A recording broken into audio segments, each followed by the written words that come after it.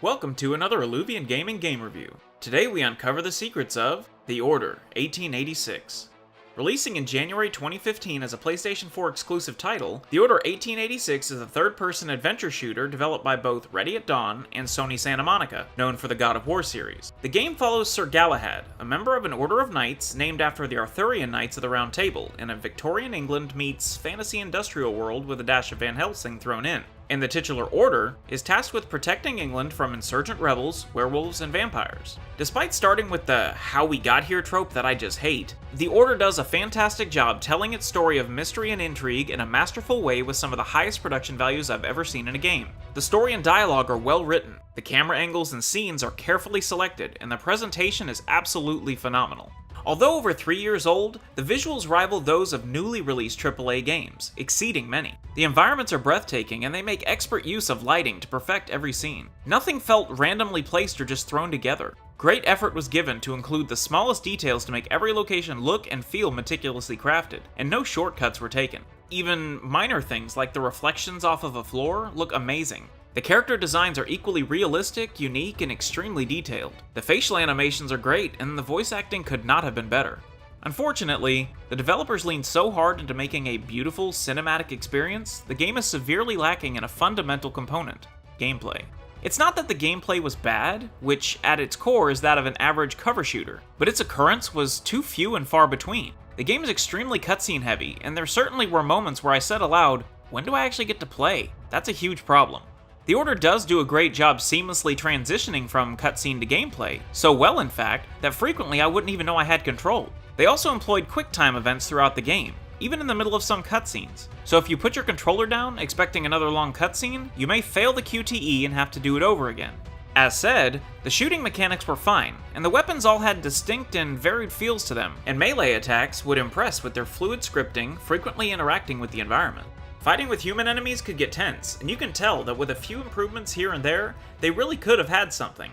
However, when fighting half-breeds, what they call werewolves and vampires, the fighting gets really boring or worse, goes full QTE. Fighting werewolves usually entails getting in a corner, waiting for them to charge you, then shooting them until you have to dodge their attack and they run away. Repeat, there's really not much more to it than that. If they're unusually strong like a boss, well, then expect the whole thing to be handled in QTE-type sequences, a real letdown. There were a few stealth sections, which, once you got behind someone unseen, required you to press the attack at exactly the right time, otherwise you'd be discovered and killed instantly. It felt bizarre to basically insert a QTE-like mechanic into taking someone down silently. There was also an electrical hacking gadget that was not only extremely simple, but so rarely utilized it may as well have not existed.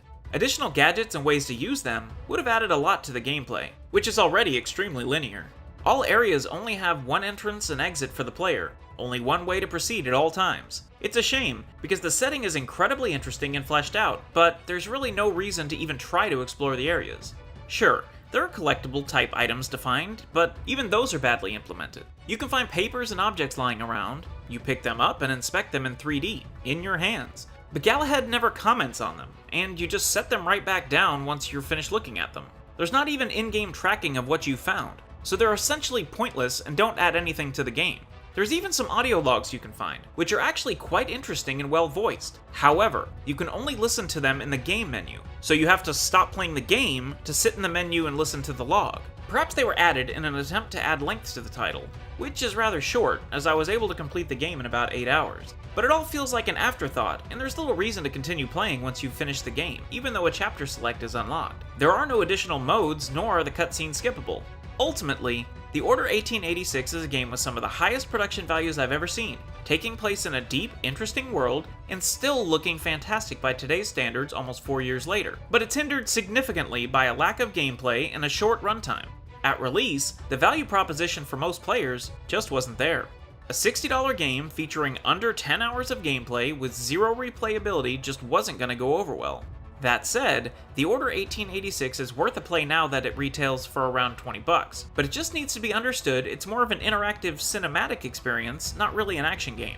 All things considered, I give The Order a 7 out of 10. I'd love a sequel, but one that moves the slider a lot more back towards action, as the game world, characters, and premise are all good. It just needs a second chance. Games like Uncharted have shown that a cinematic third-person cover shooter can work. Since Sony still owns the rights to the IP, and after seeing the stellar job Sony Santa Monica did on the recent God of War, I believe if they were to attempt a sequel, Sony could have another successful franchise on their hands.